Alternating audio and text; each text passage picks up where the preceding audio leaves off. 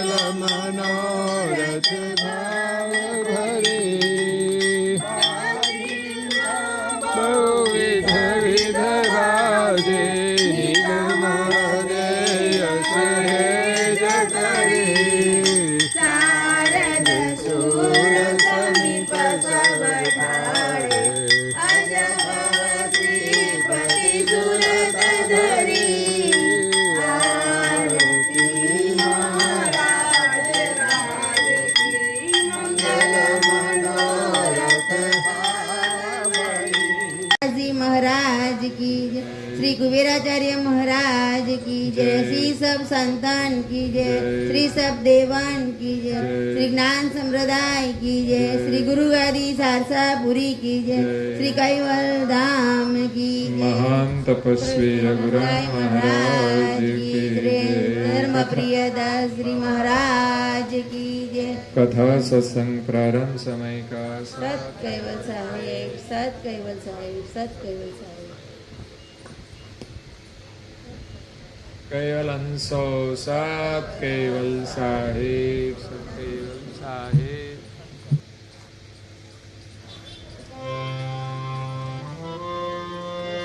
ध्रुवमरीश प्रहलाद नारद व्रत विवेक्षण जय रुक्मांगदयांगदयनिन भक्ति हनुमंत भजे।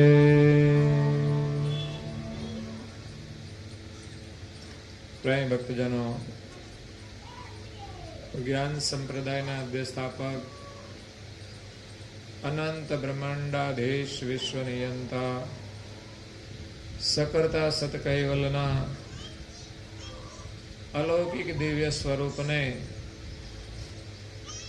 અનેક ન્યાયો દ્વારા પ્રત્યક્ષ પ્રમાણથી સ્વ અનુભવથી પ્રતિપાદન કરી આપનાર અનંત અંશોના તારણહાર, પરમ મોક્ષના દાતા, કૈવલ ધર્મ ધુરંધર, મહાન સમર્થ, પરમ શ્રેષ્ઠ, પરમ વિભૂતિવાન, પરમ દયાળુ, પરમ કૃપાનિધિ, સર્વજ્ઞ દિવ્ય પરમ ગુરુ શ્રીમદ કરુણાસાગર મહારાજ જગતના જિજ્ઞાસુ અને મુમુક્ષુ અંશોને યથાર્થ જ્ઞાનનો ઉપદેશ આપતા સ્વરચિત જ્ઞાન ભક્તિ વૈરાગ્ય નિરૂપણ ગ્રંથને વિશે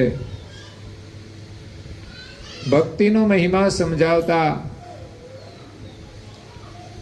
ભક્તજનોનું વર્ણન કરે છે કે આ જગતની અંદર જેમણે અનીન ભક્તિ કરી છે એ ભવસાગર તરી ગયા છે.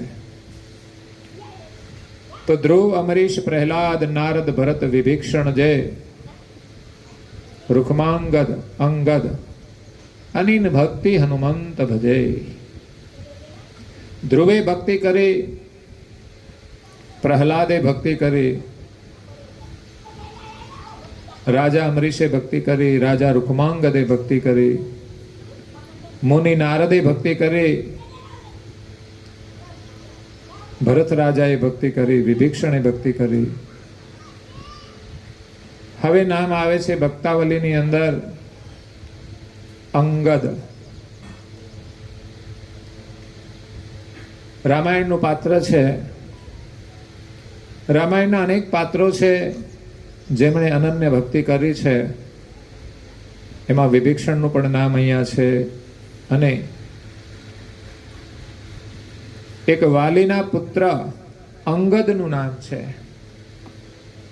વાલી અને તારા એમનો પુત્ર છે અંગદ. રામને જ્યારે વનવાસ થયો હોય છે ત્યારે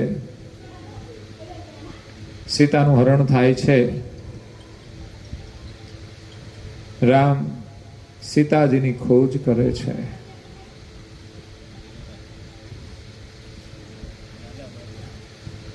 સીતા પ્રત્યેનો એમનો પ્રેમ પ્રગટ કરે છે. વર્ણન એમ કહે છે કે રામજી વનના વૃક્ષોને પૂછે છે કે મારી સીતા ક્યાં છે. પક્ષીઓને પણ પૂછે છે કે મારી સીતા ક્યાં છે. એક પોતાની ભાવના વ્યક્ત કરે છે કે સૂક્ષ્મ રૂપે કોઈ પણ જીવ એ વાતાવરણમાં થતી ચેતનાને જાણતા હોય છે અને અનુભવતા હોય છે. ભલે જડ સ્થિતિમાં છે, અજ્ઞાન અવસ્થામાં છે, છતાં પણ રામજી જે વનમાંથી વિચરણ કરે છે એ વનના વૃક્ષો પણ ભાગ્યશાળી છે કે એમને રામના દર્શન થયા છે, એને માતા સીતાના દર્શન થયા છે. એટલે રામજી બધા વૃક્ષોને પૂછે છે, પાંદડાઓને પણ પૂછે છે, પક્ષીઓને પણ પૂછે છે. શોધ કરતા કરતા કિષ્કિંધા નગરીમાં આવે છે. ત્યાં એમને વાલીનો ભેટો થાય છે. આમ તો વાલીનો ભાઈ છે સુગ્રીવ, એ સુગ્રીવનો ભેટો થાય છે. સુગ્રીવ ધાર્મિક વૃત્તિ વાળો છે. વાલી મોટો છે, સુગ્રીવ નાનો છે.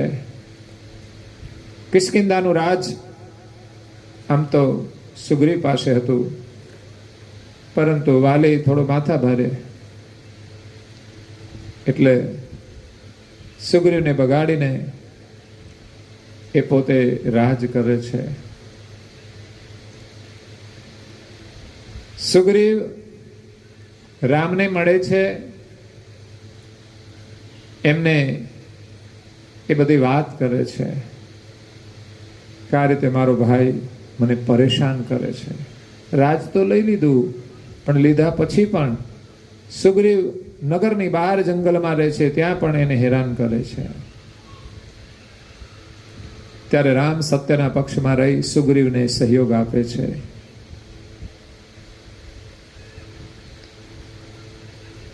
એની સામે યુદ્ધ કરે છે, પરંતુ વાલીને પાછું વરદાન હતું એટલે સામેની વ્યક્તિ જે હોય ને એનું જે બળ છે ને એનાથી એમનામાં ડબલ બળ આવી જાય, એટલે એને હરાવવો મુશ્કેલ થઈ જાય. કદાચ સ્વયં રામ આવીની સામે લડે ને તો એને હરાવી ન શકે એવા વરદાન હતા. એટલે રામે એને કહ્યું કે તું એની સાથે યુદ્ધ કર. કેટલી વાર હારી જાય છે, પેલો માર ખાય છે અને અંતે કહે છે કે મારે હવે નથી લડવું, મારે નથી જીતવું. પણ રામ એને હિંમત આપે છે કે છેલ્લી વખત જા.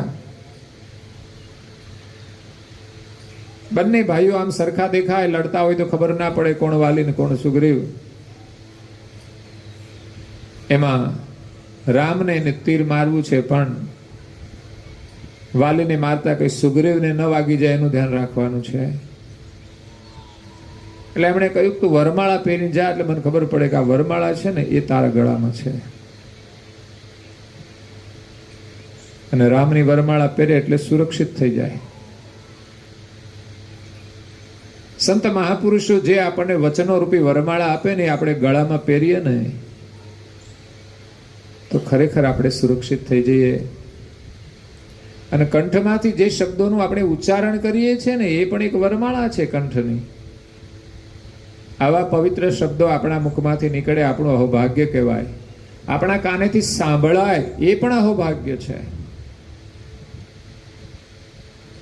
આ તો મહાપુરુષે અદ્ભુત સાધના કરી, અનુભવ કરીને એના અનુભવમાંથી આ વચનો આપ્યા છે. ગુરુ મહિમાનો જે પાઠ કર્યો ખરેખર ભાગ્યશાળી છે જેમણે પણ પાઠ કર્યો છે, સાંભળ્યો છે.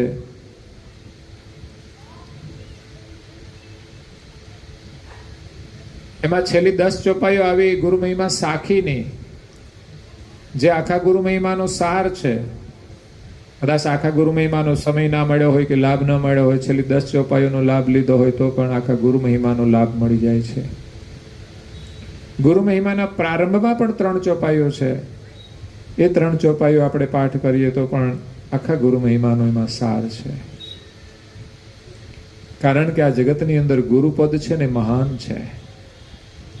જે કોઈ મહાન પુરુષો થયા છે, મહાન સતી નારીઓ થઈ છે, એમણે ભક્તિ તો કરી છે, પણ ગુરુની કૃપાથી મહાન થયા છે. એ તો ભક્તિ તો રાવણ પણ કરતો હતો, પણ એના પર ગુરુની કૃપા નહીં હોય એટલે અભિમાન વધારે હતું. એટલે અહીંયા સુગ્રીવના ગળામાં રામચંદ્રજીએ વરમાળા પહેરાવી અને એને લડવા મોકલ્યો. વાલી હતો તો બળવાન. વાલી કેટલો બળવાન હતો એના માટે એનું વર્ણન આવે છે કે એકવાર રાવણ એની સામે લડવા આવેલો, ત્યારે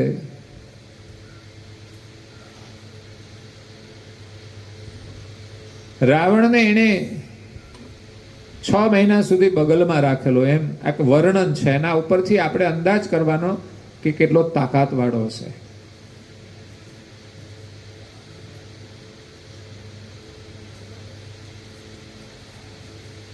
તો બંને લડે છે, વાલીની સુગ્રીવ. ત્યારે રામચંદ્રજી એક વૃક્ષના પાછળ ઉભા રહી અને તીર મારે છે વાલીને. તીર એની છાતીમાં લાગી જાય છે, વાલી પડી જાય છે. વાલીને ખબર પડી ગઈ કે આ પાછળથી પ્રહાર કર્યો છે. એમણે કહ્યું, સામી સાથે તમે લડો તો કહેવાય, પણ ક્યાંક જરૂર પડે ને તે અવતારોએ એનું કાર્ય કર્યું છે. એની કોઈ નિર્બળતા નથી, પણ જ્યાં સુધી એનું વરદાન હોય ને ત્યાં સુધી અવતારો પણ એને કશું કરી ના શકે, કારણ કે આ કુદરતનો નિયમ હોય છે. એના નિયમને ક્યારેય અવતારો પણ તોડી શકતા નથી, કારણ કે કોઈએ વચન આપ્યું છે ને તો એની રક્ષા થવાની છે. એટલે એને કૂટનીતિથી પણ મારવો પડતો હોય છે. જેમ રાજકારણમાં કૂટનીતિ છે, એમ ધર્મની અંદર પણ કૂટનીતિ થતી હોય છે. કારણ કે જે રાક્ષસો ખોટું કરે એમણે ખોટી રીતે સુગ્રીવને મારીને રાજ પડાવી લીધું, એટલે એને મારવા માટે નીતિથી ના થાય તો કૂટનીતિ વાપરવી પડે છે.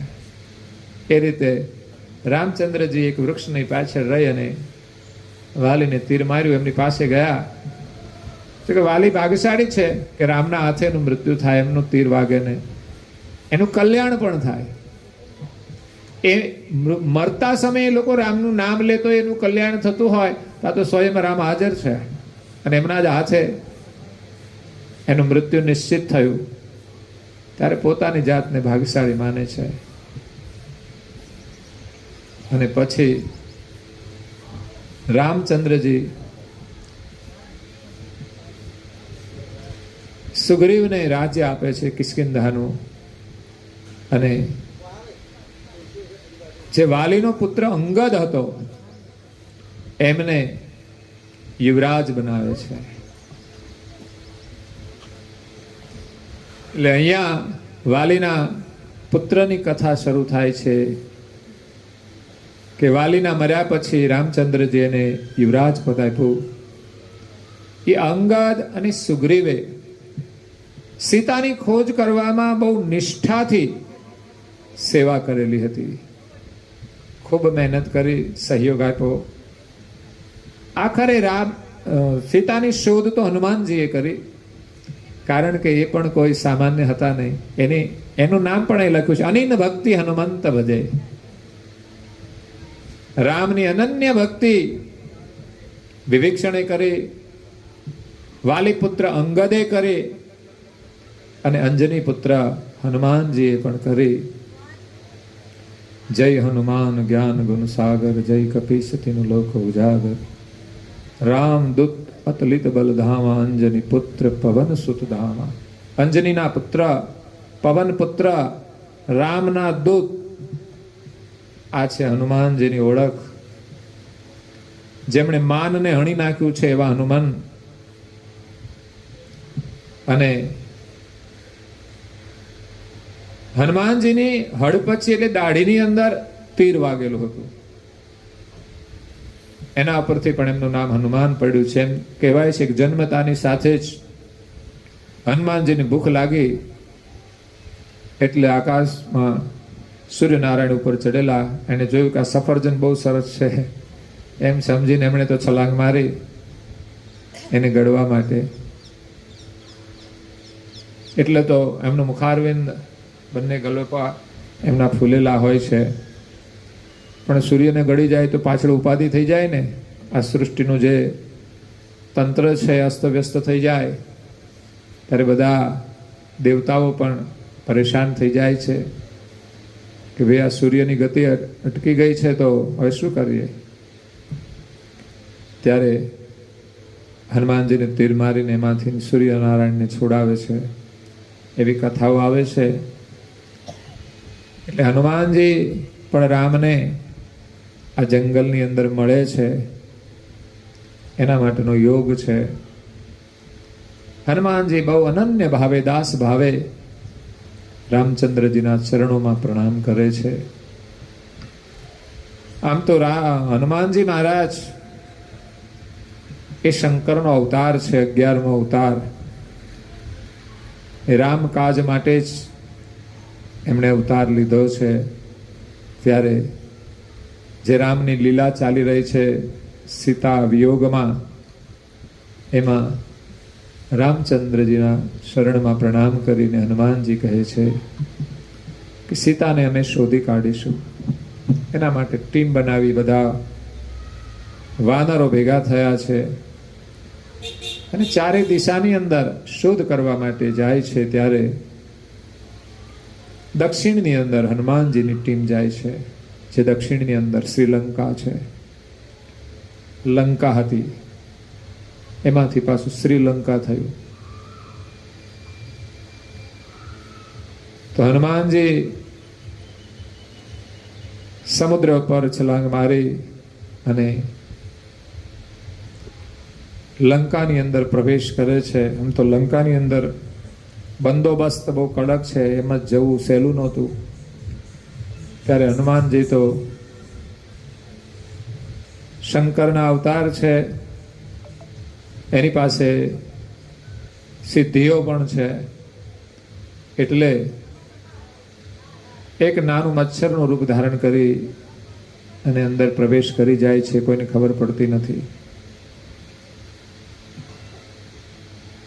લંકાની અંદર અશોક વાટિકામાં જાય છે. એના પ્રસંગની તો આપણને ખબર છે. માતા સીતાના દર્શન કરે છે. એમ કહે છે કે હું રામનો દૂત છું, રામ પાસેથી આવ્યો છું. પણ સીતાને કેમ વિશ્વાસ આવે? કારણ કે રાવણે તો દગો કર્યો કે હું સાધુ છું, મને ભિક્ષા આપો, પણ એ તો રાક્ષસ નીકળ્યો. એટલે જલ્દી વિશ્વાસ ના આવે. પરંતુ જ્યારે હનુમાનજી રામના દર્શન કરીને સીતાની શોધ માટે જાય છે ત્યારે એમના હાથમાં જે અંગૂઠી હતી, કદાચ એમના લગ્ન વખતની હશે. અત્યારે આ બધું સેરેમની ચાલે છે ને,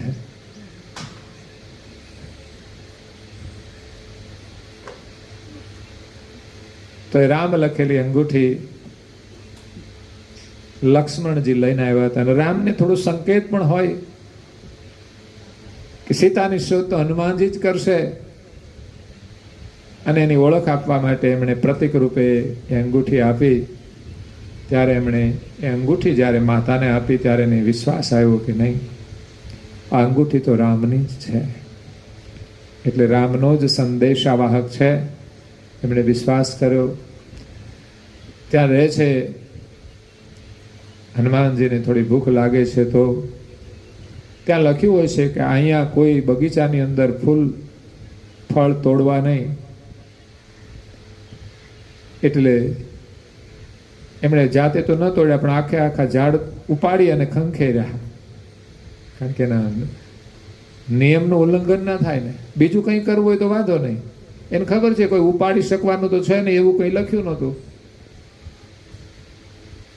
આટલો શક્તિશાળી વાનર કોઈ અહીંયા આવીને આ રીતે વૃક્ષો ઉપાડીને ખંખેરશે તો ખબર નહીં. આખો અશોક વાટિકા હતી ને ખંખેરી નાખી. એમાંથી હારા હારા ફળ ખાવાના, ચાખવાના, પછી બાકીના છોડી દેવાના. એમ કરીને આખો અશોક વાટિકાનો જે બગીચો હતો ને ખેદાન મેદાન કરી નાખ્યો. અને આ સંદેશો પહોંચ્યો રાવણ પાસે. રાવણ તો આગ બબૂલો થઈ ગયો. ક્રોધ તો હતો જ એનામાં, અભિમાન હતું. એટલે કહે છે કે કોઈ વાનર આવ્યું છે અશોક વાટિકામાં અને આખો બગીચો ખેદાન મેદાન કરી દીધો છે. આમ તો વાંદરાનું કામ તો એ જ છે, આ બાજુથી આ બાજુ કુદાકૂદ કરવું ને તોફાન કરવું. ખાવું હોય તો ખાઈને નાખી દે. ત્યારે એમણે મેઘનાથને મોકલો, ઇન્દ્રજીતને.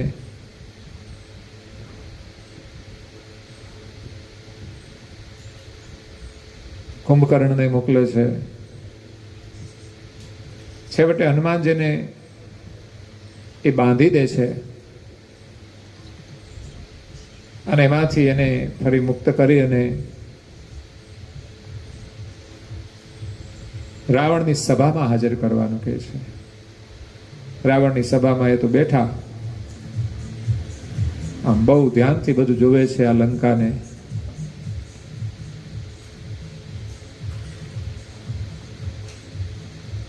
બેસવા માટે કઈ આસન નહોતું, પણ એની જે પૂંછ હતી ને લાંબી કરીને ઊંચી કરીને એના ઉપર બેઠા. રાવણ ઊંચે બેઠો હોય તો એ થોડા નીચે બેસે. એ રામના દૂત હતા. રાવણે હુકમ કર્યો કે ભાઈ આ કોઈનો દૂત છે, આપણા રાજમાં આવ્યો છે, એટલે એને આપણે મારી તો નહીં નાખીએ. એક નીતિ હતી. તો આને શું શિક્ષા કરીએ? તો કે છે વાનરને એમની પૂંછ બહુ વાલી હોય એટલે એમને હળગાવીએ. એટલે સળગાવવા માટે એમણે તો કપડું વીટ્યું એમના પૂંછમાં. પૂંછમાં જેમ કપડું વીટે ને એમ હનુમાનજી પૂંછ તો લાંબી કરે, તો આગળ આગળ આ વીટતા જાય ને આ પૂંછ લાંબી લાંબી થાય તો આખી લંકામાં ફરી. અને આખી લંકાના જેટલા કપડા બધા વધારાના હતા ને વધારાના કામ ના પછી તો વાપરી નાખ્યા. લોકો કહે ને લ્યો અમારા કપડા, તો આખી લંકામાંથી બધા કપડા આપ્યા. એ હનુમાનજીની પૂંછને વીંટી દીધા. પછી તો કેરોસીન છાંટે અને સળગાવ્યો છેડો. કા છેડેથી સળગતી સળગતી આખી પૂંછ એની હળગી જશે. જેમ હળગાયું ને એટલે પૂંછ કરી ટૂંકી એમણે. જ્યાં જ્યાંથી આખી લંકામાં એની પૂંછ આમ વાંકી ચૂકી આખી ફરીથી. એમણે તો છેડેથી ટૂંકી કરતા ગયા. ઓલા જે કપડા વીટેલા હતા ને એ સળગતા ગયા, છૂટા પડતા ગયા. બધાના ઘરમાં આગ લાગી ગઈ. થોડી વારમાં તો આખી લંકા હળગવા માંડી. બધા ભાગમ ભાગી કરીને બચ્યા કંઈક, પણ છતાંય લંકા તો હળગી.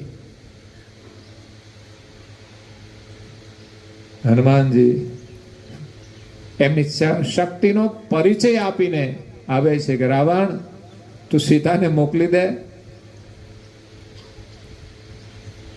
રામની સેનામાં આવા તો અનેક વાનરો છે અને આનાથી પણ શક્તિશાળી છે. એક વાનરે જો આ દુર્દશા કરી લંકાની, તો બધા વાનરો ભેગા થઈને શું કરશે એનો વિચાર કર. રામને તો કંઈ જ નહીં કરવું પડે.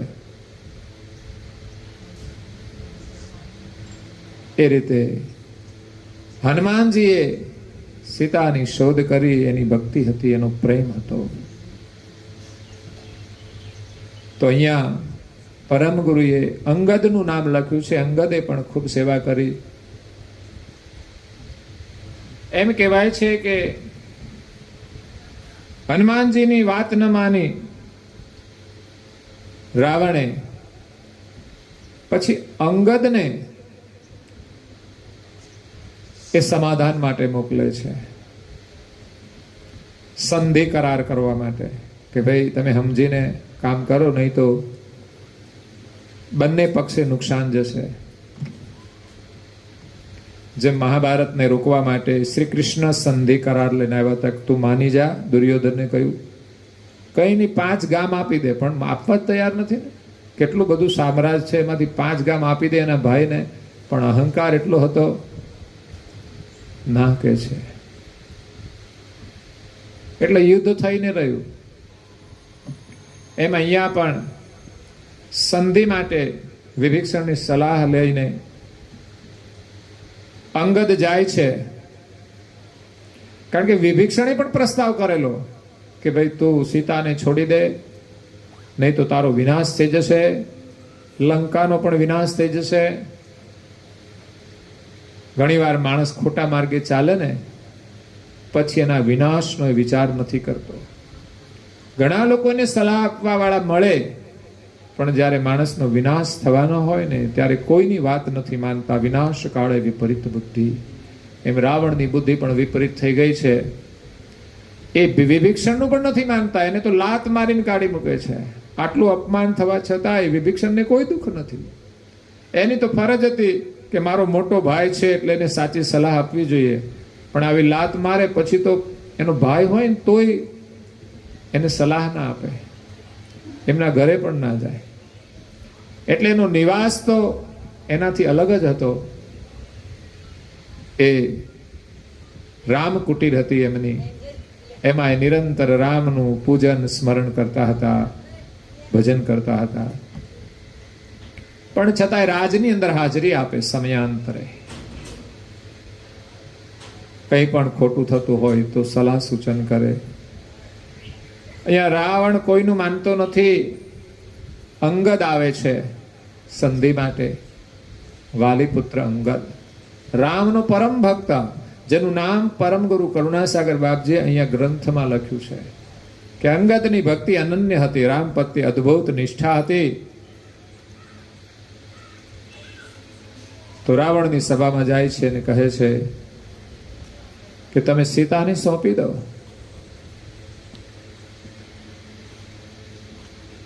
તો કે ના, સીતાને તમે નહીં આપીએ.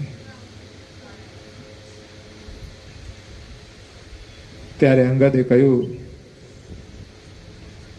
કે અમે સીતાને છોડીને ચાલા જઈશું,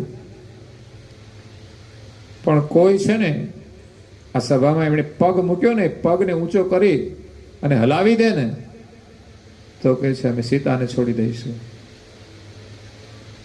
આ એક હનુમાનજીએ તો પરાક્રમ કર્યું, અહીંયા અંગદ પણ પરાક્રમ કરે છે. આ એની ભક્તિની શક્તિ હતી. ત્યારે ઘણા બધા લોકો પ્રયાસ કરે છે પણ પગ હલતું નથી. પછી રાવણ અભિમાનમાં ઊભો થાય છે, અને અભિમાનમાં ઊભો થાય ને તો કઈ હલે નહીં પગ. એટલે અભિમાનમાં ઊભો થયો અને જેવો અંગદનો પગ એમણે નીચે પંજા પાસે પકડ્યો, વાંકું તો વળવું પડે ને. અંગદ કે મારા પગ પકડમાં રામના ચરણ પકડ, તારું કલ્યાણ થઈ જશે. ને બોલો શરમાઈને અપમાન થઈને ખેંચવાનું તો રહી જ ગયું, શરમાઈ ગયો. આખી સભામાં એનું અપમાન થઈ ગયું કે એમણે અંગદના ચરણ પકડ્યા. અત્યારે તો મીડિયા વાળા ફોટા પાડી લે એટલે એમ જ લાગે ને કે આપણે તો એના ચરણ પકડ્યા. એટલે એ રીતે અંગદજીએ રામની અદ્ભુત સેવા કરી. હનુમાનજી પણ એમની સેવામાં હાજર છે. એના તો અનેક પ્રસંગો છે. ભારત દેશની અંદર કોઈ ગામ એવું નહીં હોય કે હનુમાનજી નહીં હોય, એની સ્થાપના નહીં હોય. હનુમાન એ બ્રહ્મચારી છે અને રામની સેવા માટે એ આવ્યા છે. રામ અને રાવણનું જ્યારે યુદ્ધ થાય છે, રામની સાથે ઘણા બધા વાનરો છે, બધા લડે છે. એટલે જે રાવણની જે સેના હતી ને એને તો વાનરો પહોંચી વળતા હતા. પછી કુંભકર્ણ છે, મેઘનાથ છે, એની સામે પણ બરાબરની લડાઈ ચાલે છે. લક્ષ્મણજી લડે છે. એમાં દરેકની પાસે વિદ્યાઓ હતી. એટલે એવું બાણ છોડે છે કે જેનાથી લક્ષ્મણજી બેભાન થઈ જાય છે.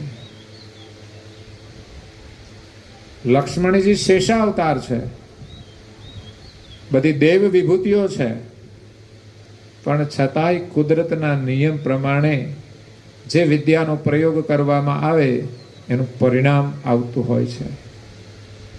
એટલે રામ પણ ક્યારેય કાયદાનું ઉલ્લંઘન નથી કરતા. નહીં તો રાવણને તો એ ક્યારના પતાવી દે, પણ ના, કુદરતના નિયમ પ્રમાણે બધું યુદ્ધ થાય છે. તો જ્યારે લક્ષ્મણજી બેભાન થઈ જાય છે ત્યારે મહા મુસીબત આવી જાય છે. રામને પણ ઘણું દુઃખ થાય છે. હનુમાનજી ત્યાં હાજર છે, વિભીષણ પણ ત્યાં છે.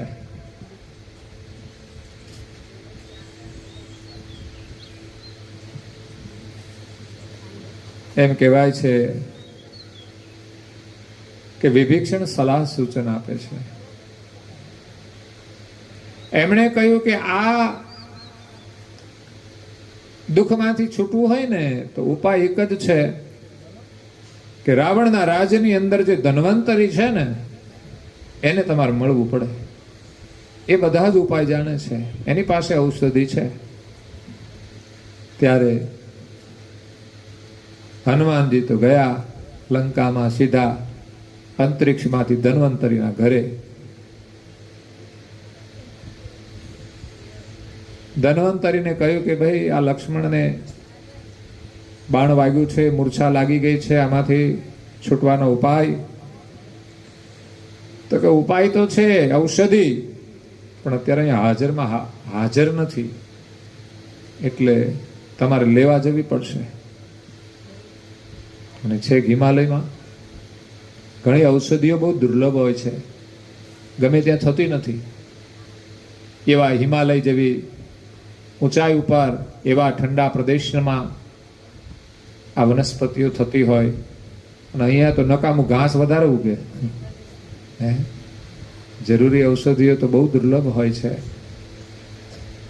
ત્યારે ધન્વંતરીએ કહ્યું કે અહીંયા ઔષધિ તમને મળશે, આ પહાડની અંદર એ ઔષધિ છે. હનુમાનજી તો તત્કાળ ગયા અને કહ્યું કે લક્ષ્મણજીને જે મૂર્છા વળી છે એને ઔષધિ તમે સૂર્યોદય પહેલા આપી દેજો. જો સૂર્યોદય થઈ જશે પછી કોઈ વસ્તુ કામ નહીં કરે, એનું મૃત્યુ થઈ જશે. હનુમાનજી તો પવન વેગી છે, પવન પુત્ર, ઝડપથી જાય છે ઔષધિ લેવા માટે. પર્વતની અંદર તપાસ કરી, આમ કંઈ ખબર પડતી નથી કે કઈ ઔષધિ લઈ જવાની છે. તો પાછા ના આવે. સમજદાર શિષ્ય હોય ને એ કામ કરીને આવે. એમણે પોતાની બુદ્ધિનો ઉપયોગ કર્યો છે. એ તો મહાન માનવશાસ્ત્રી હતા, બુદ્ધિશાળી હતા. એમણે કહ્યું કે કંઈ નહીં, વનસ્પતિ ના મળે તો કઈને આખે આખો પર્વત ઉપાડ્યો અને સડસડાટ લઈને આવે છે. એમાંથી ઔષધિનું સેવન કરીને એ ધન્વંતરી એ લક્ષ્મણજીને આપે છે ને એની મૂર્છા ઉતરી જાય છે. ફરી પાછું યુદ્ધ થાય છે. તો આ હતી હનુમાનજીની અદ્ભુત સેવા. રામ યુદ્ધની અંદર લક્ષ્મણજીની મૂર્છા આવી ત્યારે એમણે આ સેવા કરી છે.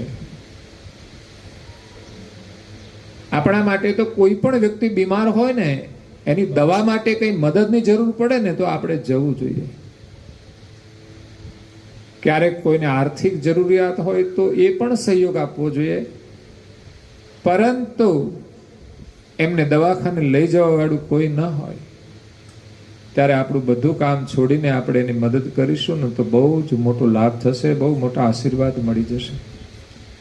જે કામ હનુમાનજીએ કર્યું ને એવું જ આ કામ છે, બીમારની મદદ કરવાનું. એટલે હનુમાનજી બધાએ સેવા કરી મહાસંગ્રામ યુદ્ધ થયું. છેવટે તો રાવણની સાથે રામનું યુદ્ધ થાય છે, કારણ કે મોત એમના હાથે હતું. બીજા ઘણા પ્રયાસ કરે, નહીં તો કંઈ લક્ષ્મણ સામાન્ય નહોતા, એની પાસે પણ અદ્ભુત શક્તિ હતી. પણ જે નિમિત્ત હોય ને એના હાથે જ કામ થાય. એટલે રામ પણ એની સાથે ઘણું યુદ્ધ કરે છે, છતાં એનું મોત નથી થતું. એનું માથું તીરથી ઉડાડી દે, પણ ફરી બીજું માથું આવી જાય. આનો ઉપાય શું? કારણ કે રામ હતો શિવનો ભક્ત, અને શિવની પૂજા કરવા માટે એમણે અનેક વાર પોતાનું માથાનું બલિદાન આપ્યું છે. એટલે માથાનું બલિદાન આપે તો માથું મળે પાછું. જે વસ્તુ બીજાને આપીએ છીએ ને એ વસ્તુ આપણને સહજતાથી મળે છે. એટલે આપણે સેવા નથી કરતા, પણ આપણે બેંકમાં બેલેન્સ કરીએ છીએ. કોઈનું કામ કરીએ ને ક્યારે અભિમાન ન કરવું, કારણ કે એ આપણું કાર્ય છે. આપણા ખાતામાં બેલેન્સ જમા થઈ જાય પછી ક્યાં સેવા રહી? અને જો અભિમાન કરીએ તો સમજવાનું આપણા ખાતામાં કશું જમા થતું, બસ અભિમાન કરીને ખુશ રહેવાનું, એનો લાભ આપણને નથી મળતો. એટલે છેવટે રામ અનેક વાર એના માથાને ઉડાડે છે અને માથું આવી જાય છે. હવે આને મારવાનો ઉપાય શું? કારણ કે સલાહ મંત્રી હતા એમના વિભીષણ, એમના સલાહકાર મંત્રી હતા. કારણ કે રાવણની બધી જ વાત એ જાણતા હતા. એની નબળાઈઓ શું છે, એમને વરદાન શું છે,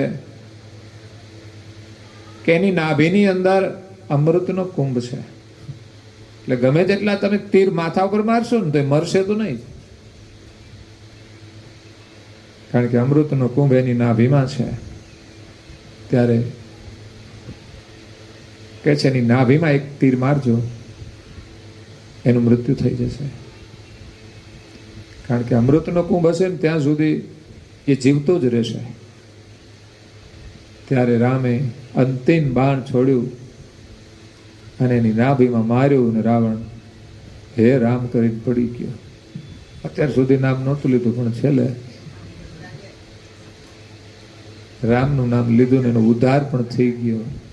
આમ તો એને બધાને શ્રાપ જ હતા, એટલે અવતાર લીધા અને કહે છે રામના હાથે તમારો ઉદ્ધાર થશે.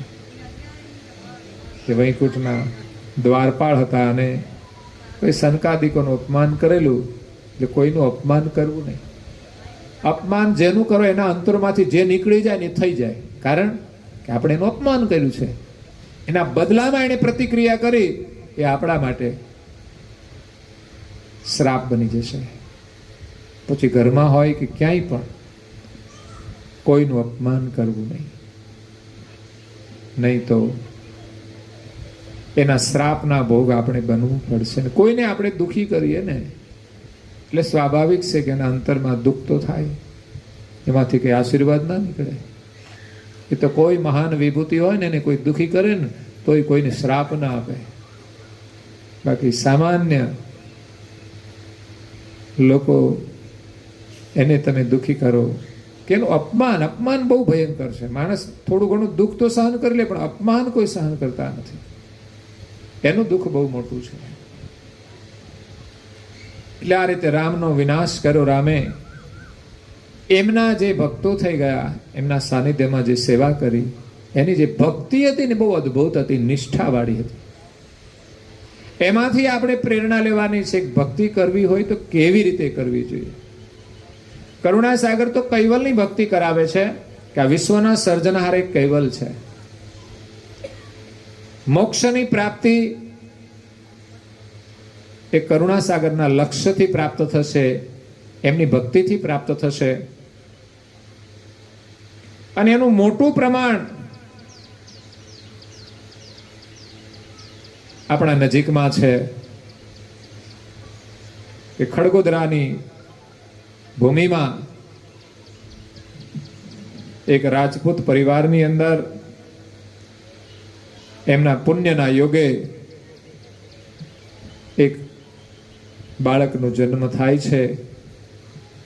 પરિસ્થિતિ ઘણી ગરીબ છે. ગરીબી છે એનો મતલબ એવો નથી કે ભાગ્યશાળી નથી, પરંતુ ગરીબીની અંદર જે સંસ્કાર છે ને એ ભાગ્યશાળી છે. ગરીબીનું પણ દુઃખ નથી રહેતું. એવા રાજપૂત કુળની અંદર રઘુરામ મહારાજ જે મહાન પુરુષ થઈ ગયા,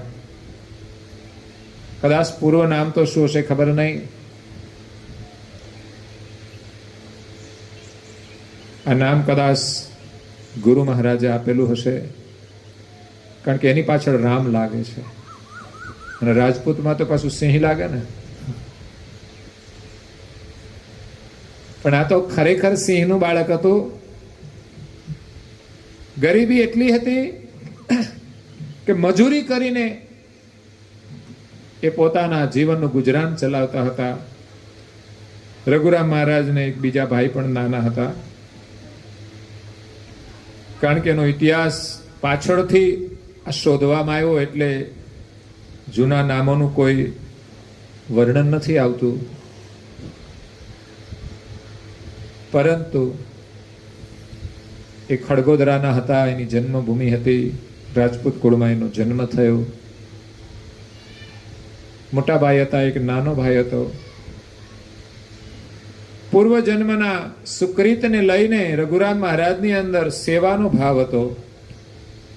બાળપણથી એને સંતોનો સમાગમ થયો. પહેલાના સમયની અંદર સંતો વિચરણ કરતા, પગપાળા, તો કોઈ ગામડે નિવાસ પણ કરતા. આજે પણ જૈન સંતો નીકળે છે તો એને ચાલવાનું જ હોય છે, એટલે 8-10 કિલોમીટરમાં એનો કઈ ને કઈ નિવાસ હોય. 15 કિલોમીટર ચાલે, કેટલું ચાલે? 10 કિલોમીટર રોજે ચાલવાનું.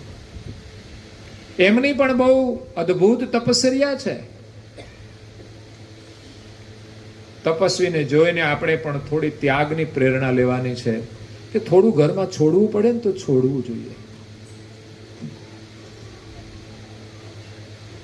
ક્યારે કોઈ વસ્તુ માટે લડાઈ ન કરવી જોઈએ. આ સંસારમાં આપણે જન્મ્યા ત્યારે કશું લાવ્યા નથી અને મરીશું ત્યારે આપણા વસ્ત્ર પણ સ્મશાનમાં રહેવા નથી દેતા, તો સાથે લઈ જવાની વાત તો અલગ જ છે. એટલે કોઈ વસ્તુના માટે લડાઈ નહીં કરવી. આપણા ભાગમાં જે વસ્તુ હોય છે ને એ લડાઈ કરીને લેવા કરતા તમારા ભાગ્યમાં હશે ને તમને એનાથી પણ વિશેષ મળશે. લડાઈ કરીને લેશો તો જીવનમાં લડાઈ જ રહેશે અને વસ્તુ પણ છૂટી જવાની. જ્યારે તમે છોડી દેશો ને તમારા ભાગ્યમાં હશે ને તો તમને એ અવશ્ય પ્રાપ્ત થઈ જશે. તમે રાખીને તમારા છોકરાને આપવાના છો, તો તમે જે સમયે તમને ન મળી એ સમયે તમે લડાઈ ન કરીને કોઈને આપી દીધી, એ તમારા અધિકારની હતી અને તમે છોડી દીધી, ત્યારે સંપત્તિનો જે તમારો અધિકાર છે એ તમે તમારા બાળકોને વારસામાં આપો છો, તો તમારે ત્યાં બાળક જ એવો બુદ્ધિશાળી જન્મે કે સારું શિક્ષણ પ્રાપ્ત કરીને સુખી થઈ જાય, તો તમને જે મળવાનું હતું એના કરતા અનેક ગણું એ પ્રાપ્ત કરે છે. આ છે માલિકનો નિયમ, એનો છે ન્યાય. એટલે ભગવાન ઉપર ભરોસો રાખીને આપણે ન્યાયથી મેળવવાનું છે અને કોઈ વસ્તુના માટે ક્યારેય કલેશ નહીં કરવો જોઈએ. ન હોય તો ચલાવી લેવાનું. જો આપણને ન મળ્યું હોય તો કેવી રીતે ચાલે છે, એમ કોઈ વસ્તુના માટે ક્યારેય લડાઈ નહીં કરવી જોઈએ.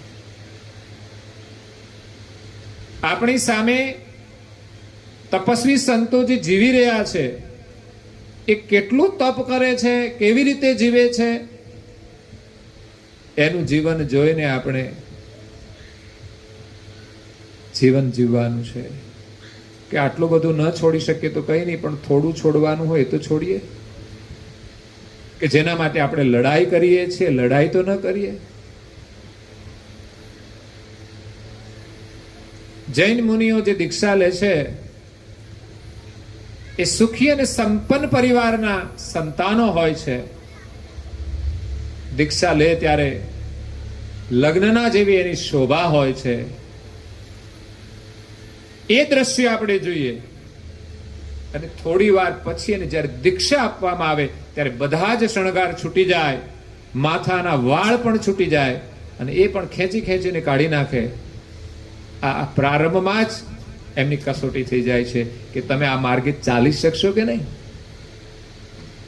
આપણે વિચાર કરીએ કે નાની નાની વસ્તુઓ માટે આપણે લડીએ છીએ. સહેજ અકળામણ થાય તે આપણે ગુસ્સે થઈ જઈએ, પણ એ તો પંખા વગર જ રહેશે. એનો નિયમ છે પંખો નહીં રાખવાનો, કોઈ કૃત્રિમ સાધનનો ઉપયોગ નહીં કરવાનો. જે વાતાવરણ હોય એમાં જ રહેવાનું છે. એસીની વાત નહીં, પણ પંખો નહીં વાપરવાનો. એના માટે એક જ આશ્રય, ઉપાશ્રય. જનરલ બધાના માટે જે સ્થાન બનાવ્યું છે એમાં એ આશ્રય લે છે. એ ગરમી પણ સહન કરે છે. મચ્છરનો ત્રાસ હોય એક માત્ર મચ્છરદાની રાખતા હોય છે. એ ગમે ત્યાં આરામ કરે, કારણ કે અત્યારે મચ્છરનો ત્રાસ બહુ છે. રાક્ષસ જેવા છે. તમે આમ હલાવો ને આમ તોય ના હલે, ઉડે. આપણને દયા આવે ને મારવું ક્યાં, પણ ઘણા લોકો તો ફટાક દઈને મારી દે. અને હવે તો સરસ ઉપાય એવો છે, બજારમાં પેલી રમવાની નેટ આવે છે ને, એવી નેટ આવે છે. ઘરમાં લોકો ફટાકડા ફોડતા હોય છે કાયમ દિવાળી. પણ એને ખબર નથી આપણા ફટાકડા ફૂટશે. કરવું પડે તો કરવું પડે છે લોકોને મજબૂરીથી, કારણ કે કરડે તો ઉપાધિ છે. નાના બાળકોને કરડી જાય એટલે બીમાર પડી જાય. પણ એના માટે અહિંસક ઉપાય મચ્છરદાની છે. પંખો ના હોય તોય વાંધો ના આવે, પંખો હોય તોય એ તો કરડી જાય એવા છે, ખતરનાક. એટલે એવા અહિંસક ભાવથી જે સાધના કરે છે, જેના ખાતામાં કોઈ 1 રૂપિયાનું બેલેન્સ નહીં, પણ ભગવાનના ભરોસે જે જીવે ને એને ખાવા માટે અન્ન મળી જાય છે, પહેરવા માટે કપડાં મળી જાય છે, અને રહેવા માટે આશ્રય મળી જાય છે. આપણી 3 જરૂરિયાત છે, રોટી, કપડાં અને મકાન. એ હોય છે છતાં પણ લોકો દુખી છે. એટલે પરમ ગુરુની કૃપાથી મોક્ષ પ્રાપ્ત થાય છે એનું પ્રમાણ છે તપસ્વી રઘુરામ મહારાજ. તપસ્વી રઘુરામ મહારાજ ડાકોરના સંતોના સંપર્કમાં આવે છે. એનું સત્સંગ સાંભળી અને એને એમ થયું કે મારે હવે આ સંસારમાં ગ્રહસ્થાશ્રમમાં નથી જવું. પણ એમના એક ભાઈ નાના હતા, એ બહુ દુઃખી હતા, ગરીબ હતા, એટલે એમને મોટા કરી અને એમને એમના ગ્રહસ્થાશ્રમમાં જોડી અને પછી નીકળી જાય તો વાંધો નહીં, કારણ કે માતા પિતા પણ બાલ્યાવસ્થાની અંદર દેવલોક થઈ ગયેલા હતા. આવી દુઃખદ પરિસ્થિતિમાં એ મોટા થયા, મજૂરી કરી, કૂવામાંથી પાણી કોસ લઈને ખેંચતા હતા. એ પણ અહીંયા છે, આપણે દર્શન કરવા જઈએ છીએ, એ કૂવો પણ હાજર છે.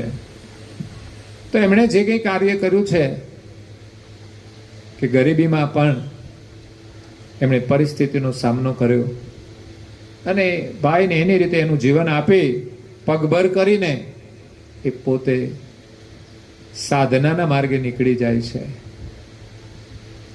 જે સંતોને ગુરુ માનતા હતા, ડાકોરના સંતો વિહારીદાસને એમ નામ આપ્યું છે, એમના દ્વારા એમણે સાધના કરી, ધ્યાન વિશેષ કરતા હતા. ઘરે હતા ત્યારથી જ એમને ધ્યાનમાં લગ્ની લાગી ગઈ હતી કે દિવસ દરમિયાન કામ કર્યું હોય પણ રાત્રે એ કુવાની પાસે ઝૂંપડી હોય તો ત્યાં એમાં બેસી અને ધ્યાન કરતા હતા. આજે પણ ધ્યાન કરવું જોઈએ. 5 મિનિટ, 10 મિનિટ, 15 મિનિટ અવશ્ય ધ્યાન કરો. તમને તમારી શક્તિમાં આત્મવિશ્વાસ આવશે કે હું આત્મા છું ને મારી પાસે કેટલું સામર્થ્ય છે. આજે આપણે આપણી શક્તિને ભૂલીને બીજી શક્તિઓ ભેગી કરીએ છીએ. શારીરિક બળ, બૌદ્ધિક બળ, આર્થિક બળ કે પૈસા આવી જાય તો હું તાકાત વાળો, સત્તા આવી જાય તો હું તાકાત વાળો, એ કોઈ તાકાત અમુક સમયે કામ કરતી નથી. શરીરની શક્તિ પણ કાયમ નથી. બીમારી આવી જાય, કોરોના લાગી જાય તો ભલા ભલા તાકાત વાળા પણ હારી જાય છે, મોતને ભેટી જાય છે.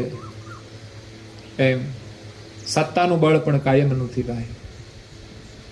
રાવણ પાસે બહુ મોટી સત્તા હતી પણ તો એ પોતાની જાતને બચાવી શક્યો. પૈસા ગમે તેટલા હોય, ઘણીવાર પૈસા પણ પરમેશ્વર છે. પૈસાથી માન છે, પૈસાથી કામ થાય છે, પણ ક્યારેક પૈસા પણ કામ નથી કરતા. સાચી શક્તિ તો આપણે આત્મશક્તિ છે. એ જેને પ્રાપ્ત થાય ને એને દુનિયામાં કોઈ રોકી ના શકે. સિકંદર જેવા સિકંદર પણ ના રોકી શકે એવી તાકાત આત્માની અંદર છે. એની ખોજ ધ્યાન દ્વારા થશે અને રઘુરામ મહારાજે એની ખોજ કરી છે.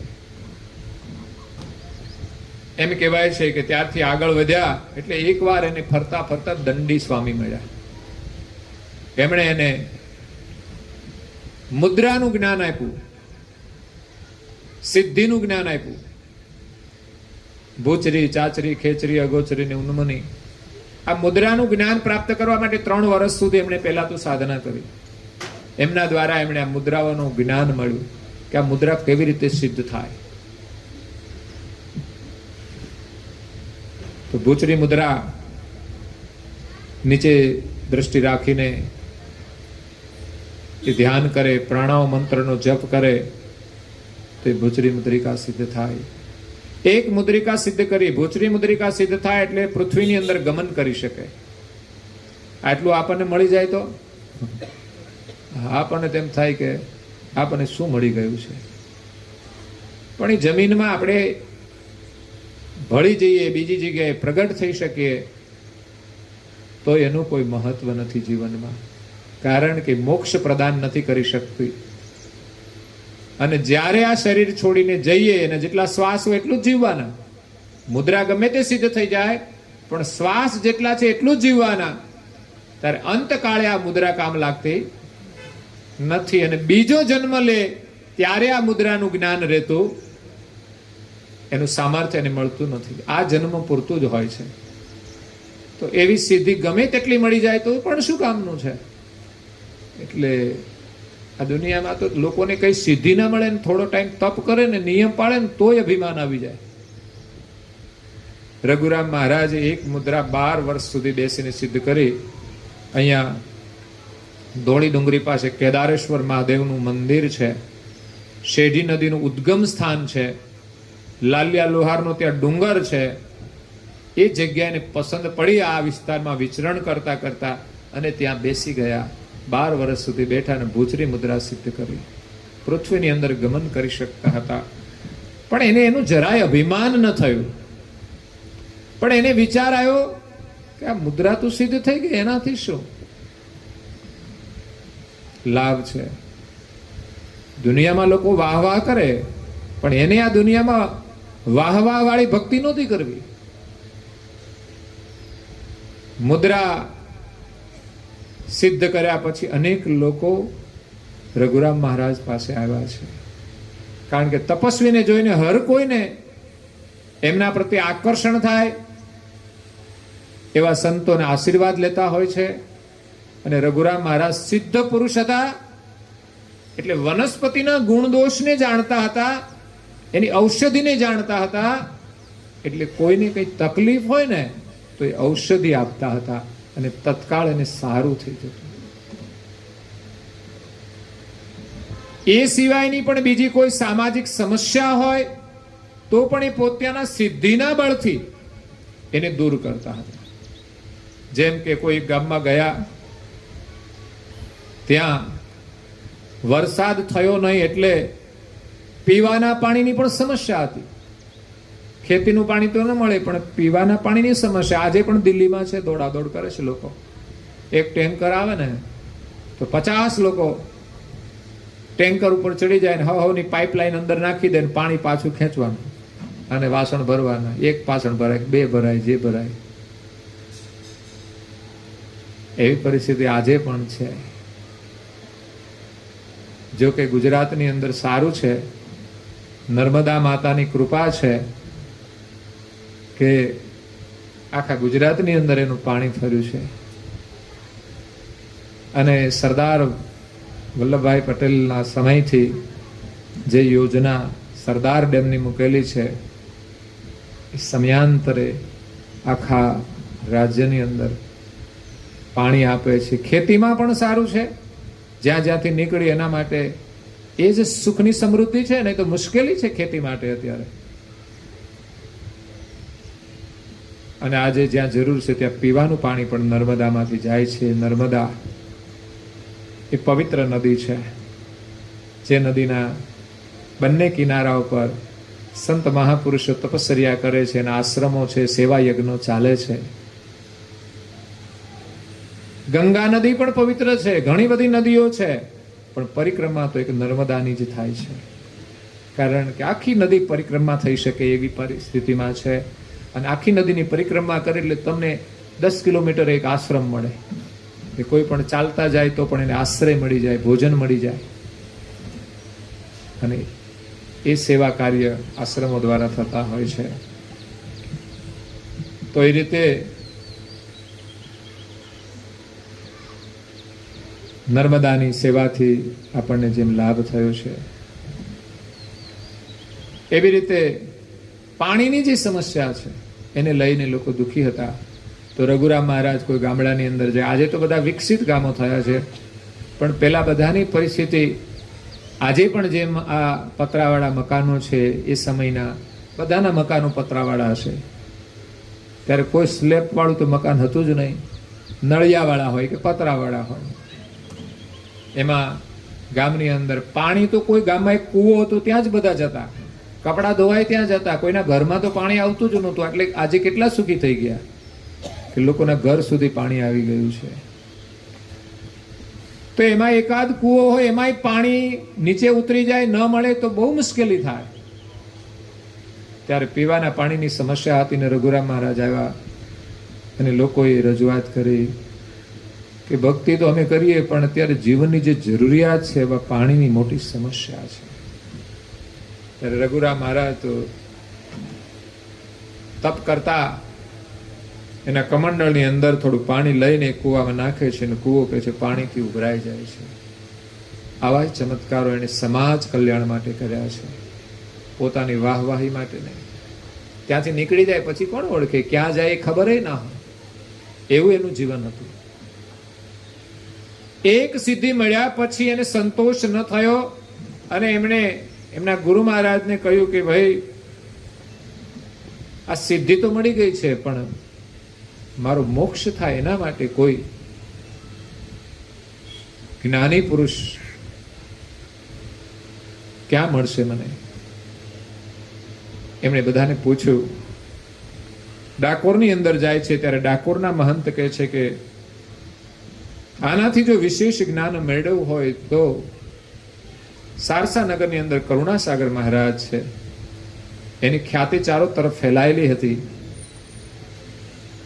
કારણ કે સંતો તો બધે વિચરણ કરતા હોય, એટલે એક જગ્યાએ જાય ત્યાંથી જ્ઞાન સાંભળીને આવે, પાછા બીજી જગ્યાએ જાય તો એમનો સંદેશ આપે કે સારસા નગરની અંદર કરુણાસાગર મહારાજ છે, પરમ જ્ઞાની છે. 4 વેદનું જ્ઞાન તો આ સગુણ નિર્ગુણની અંદર છે, પરંતુ પંચમ વેદનું જ્ઞાન લઈને પરમ ગુરુ કરુણાસાગર આવ્યા છે. એ ખ્યાતિ સાંભળીને એ ડાકોરના મહંતે રઘુરામ મહારાજને કહ્યું કે તમારે વિશેષ જ્ઞાન જોઈતું હોય ને તો કરુણાસાગર મહારાજ પાસે જાઓ. રઘુરામ મહારાજ ચાલતા નીકળી જાય છે, રસ્તામાં કંઈક વિશ્રામ લે છે. વિશ્રામની અંદર પરમ ગુરુ કરુણાસાગર એને દર્શન આપે છે.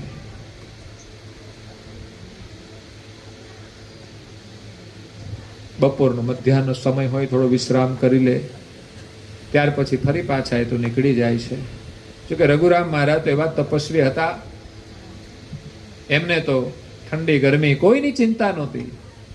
પોતાનું જીવન કેટલું તપસ્વી હતું કે જીવનની જે જરૂરિયાત છે એ અલ્પમાં અલ્પ એનો ઉપયોગ કરી અને પોતે ત્યાગી જીવન જીવતા હતા.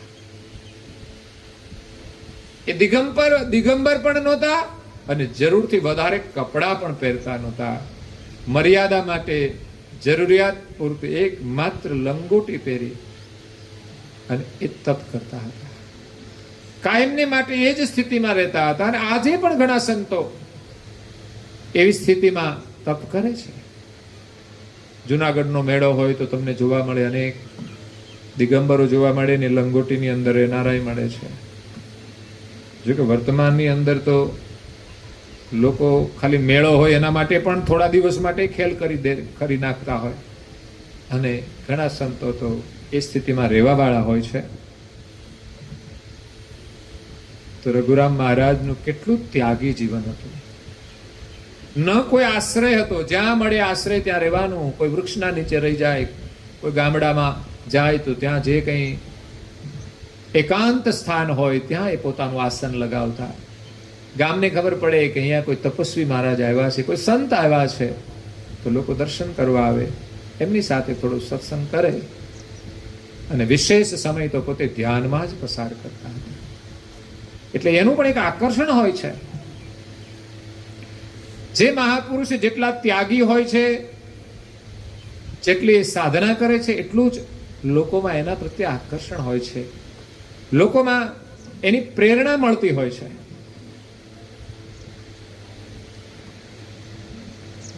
ત્યારે રઘુરામ મહારાજ આહારની અંદર માત્ર એમ કહેવાય છે કે દૂધનો ગ્લાસ એ લેતા હતા. વિશેષ ભોજન નહોતા કરતા. શરૂમાં કરતા હશે, એમ કરતા કરતા અન્નનો ત્યાગ કર્યો છે, પછી થોડો ફલાહાર હશે તો એનો પણ ત્યાગ કરી અને એનું જીવન એટલું ત્યાગમય બની ગયું, તપસ્વીમય થઈ ગયું કે આ શરીરના પોષણ માટે માત્ર એક ગ્લાસ દૂધ પી લે ને તો પણ એના શરીરને પોષણ મળતું હતું. એવા રઘુરામ મહારાજ ડાકોરથી નીકળી રસ્તામાં વિશ્રામ કરે છે. ત્યાં પરમ ગુરુને દર્શન આપે છે. જાણે કે એ ત્યાં આવવા માટે એમને સંકેત કર્યો, પ્રેરણા આપી. એ ત્યાંથી પ્રસ્થાન કરી અને સંધ્યાના સમય એમના પહેલા જે કથા ચાલતી હતી, પરમ ગુરુ ત્યાં સત્સંગ કરી રહ્યા હતા. રઘુરામ મહારાજ સારસાનગરમાં આવે છે. પરમ ગુરુનો જે આશ્રમ છે, મંદિર હતું ને એ સમયે, એ આશ્રમની અંદર એ પ્રવેશ કરે છે. જોવે છે તો ત્યાં સત્સંગની સભા ચાલતી હોય છે. તે તપસ્વી રઘુરામ મહારાજ સભાની પાછળ શાંતિથી બેસી જાય છે. કથા તો બધી સરખી સંભળાવવાની છે, આગળ બેસો કે પાછળ, પણ જેની જિજ્ઞાસા હોય છે ને એ જ્યાં જગ્યા મળે ને ત્યાં બેસી જતા હોય છે. કથાની અંદર કોઈ વિક્ષેપ ન થાય એ રીતે શાંતિથી બેસી ગયા અને આંખો બંધ કરીને ધ્યાનથી કથા સાંભળે છે. કથાની અંદર પરમ ગુરુ કરુણાસાગર કૈવલ કર્તાની ઓળખ કરાવે છે અને આ શરીરમાં રહેલો જે આત્મા છે એ માલિકનો અંશ છે. એ અંશ અને અંશનું જોડાણ કેવી રીતે થાય એનું લક્ષ્ય આપે છે. ત્યારે રઘુરામ મહારાજના સંશય હતા, એનું સમાધાન થઈ ગયું કે આ જ જીવનનું સત્ય લક્ષ્ય છે કે વિશ્વના એક જ સર્જનહાર, એમના આપણે સજાતિના અંશ છીએ. એ સર્જનહારના સંકલ્પથી આ જગતનું સર્જન થયું છે અને એની પ્રાપ્તિ કરવા માટે સમર્થ પરમ ગુરુ આ વિશ્વમાં પ્રગટ થયા છે. ત્યારે કથા પૂરી થયા પછી તપસ્વી રઘુરામ મહારાજે પહેલા તો દીક્ષા લીધી હતી, પણ એનાથી આગળ જવા માટે એમને કરુણાસાગર મહારાજના શરણોમાં પ્રણામ કરી અને વિનંતી કરે છે કે આપ કૃપા કરીને મને જ્ઞાન દીક્ષા આપો. એટલે પહેલું ધોરણ ભણ્યા હોઈએ પછી બીજું ભણવું હોય તો બીજા શિક્ષક પાસે જવું પડે. પછી તો અત્યારે પરિસ્થિતિ પ્રમાણે એકાદ શિક્ષક 2-3 ધોરણ સાથે પણ ભણાવતા હોય, એટલે કદાચ 2-3 ધોરણ સુધીનું જ્ઞાન આપી દે, પણ આગળનું પાછું ભણવું હોય તો બીજા શિક્ષક પાસે ભણવું પડે. અગર પ્રાથમિક સુધીનું શિક્ષણ એક ગુરુ આપી શકે, પણ હાઈસ્કૂલનું શિક્ષણ જોઈતું હોય તો પછી એની કેટેગરી અલગ હોય છે. એના માટે જેણે અભ્યાસ કર્યો હોય, ડિગ્રી મેળવી હોય, જેને નોકરી હોય હાઈસ્કૂલની, એમ આ જગતની અંદર ગુરુના પણ પ્રકાર છે, કક્ષાઓ છે. કે જેણે જે સાધના કરી છે એ કક્ષાના એ ગુરુ કહેવાય. પ્રાથમિક કક્ષાના ગુરુ હોય તો આપણને પ્રાથમિક જ્ઞાન આપે, એનાથી થોડા ઊંચા હોય તો હાઈ કક્ષાના હોય તો એ વિશેષ જ્ઞાન આપે, એની પાસે અનુભવ હોય, માત્ર વાતો નહીં. અને એનાથી પણ ઊંચા કોઈ ગુરુ હોય તો એ હાઈ કોલેજ કક્ષાનું આપણને જ્ઞાન આપે. પરમ ગુરુ એ વિશ્વના ગુરુ છે, એ માલિકનો અનુભવ લઈને આવ્યા છે. એમના જ્ઞાન ઉપરથી રઘુરામ મહારાજ એની ઓળખ કરી લે છે, કારણ કે ગુરુની ઓળખ એની વાણી ઉપરથી થાય છે. વાણીની અંદર એમના જે શબ્દો છે ક્યાંથી આવે છે? એ અભ્યાસ કરીને આવ્યા છે. અભ્યાસ કરીને આવે ને તો ભૂલ પડે, ભૂલાઈ જાય. જ્યારે અનુભવમાંથી આવતા હોય ને એને વિચારવું ના પડે, કારણ કે એમની પાસે અનુભવ છે, એને અભ્યાસ પણ ન કરવો પડે. એ સહજ રીતે જગતના જીવોને બોધ આપે છે એના કલ્યાણ માટે નિષ્કામ ભાવથી. ત્યારે સાચા જે સાધક હોય છે ને એ ગુરુને ઓળખી જાય છે. એમ રઘુરામ મહારાજે ઓળખ કરીને પરમ ગુરુનું શરણ સ્વીકાર્યું, એમની દીક્ષા લીધી. ત્યાર પછી પણ એમણે વિચરણ કર્યું. પરમ ગુરુની આજ્ઞા લઈને એનું સંન્યાસી જીવન હતું, એટલે પરમ ગુરુએ પણ અનુમતિ આપી અને કહે છે તમે વિચરણ કરો અને જગતના જીવોને બોધ આપો. એટલે જ્યાં જાય ત્યાં આસન લગાવવાનું, સાધના કરવાની, અને જ્યારે ભક્તોને મળવાનો સમય હોય ત્યારે એમની સાથે થોડો સત્સંગ કરવાનો, ભજન કીર્તન કરે, સંધ્યા હોય તો ઉપાસના કરે. આપણા જીવનમાં, આપણા પરિવારમાં પણ આ સંસ્કારની જરૂર છે. રઘુરામ મહારાજ તો તપસ્વી હતા, છતાં પણ તમે જુઓ તો એના કપાળમાં તિલક દેખાય છે. નહીં તો સાધના કરે એને બહુ તિલકની જરૂર ના પડે, પણ પ્રાથમિક જ્યારે સાધનાની શરૂઆત થાય ને ત્યારે પેલું તિલક કરવાનું હોય છે. લગ્ન થાય પહેલા શું કરે? તો ચાંદલો કરે. એટલે પૂજાની શરૂઆત તિલકથી થાય છે. એમ સાધનાની શરૂઆત પણ તિલકથી થાય છે કે આપણે ગુરુ કર્યા હોય એટલે કપાળમાં અવશ્ય તિલક કરવું જોઈએ. આપણે માથે ગુરુ છે એનું પણ એક પ્રતીક છે. બહેનોના લગ્ન થાય એટલે એના માથા ઉપર સેથો પૂરેલો હોય. આ શું છે? તો કે એમના લગ્ન થઈ ગયા છે એની ઓળખ છે. અને લગ્ન થયા પછી કોઈ બહેનોને કેવું ના પડે તમે સેથો પૂરો કેમ ભૂલી ગયા. અને ગુરુ કર્યા પછી તિલક કરવાનું હોય ને લોકો ભૂલી જાય છે. ગૌરવ હોવું જોઈએ. બહેનો જે કરે છે ને એ ગૌરવથી કરે છે. પતિ પ્રત્યે પ્રેમ છે એના પ્રતીક રૂપે કરે છે. એક બેને તો આમ અહીંથી ચાલુ કરીને આમ છે અડધા માથા સુધી સેતો પૂર્યો. એ કાયમ એટલો જ સેતો પૂરતા હતા, પણ એક દિવસ છે ને થોડો ટૂંકો સેતો પૂરી નાખ્યા. તો કોઈ પૂછ્યું તમે આટલો બધો સેતો પૂરતા હતા ને આજે કેમ આટલો ટૂંકો? તમારા ભાઈની તબિયત સારી નથી ને એટલે એનો સંબંધ એની સાથે જોડાયેલો છે. અને ના પૂરે ત્યારે હું સમજવાનું ગયા.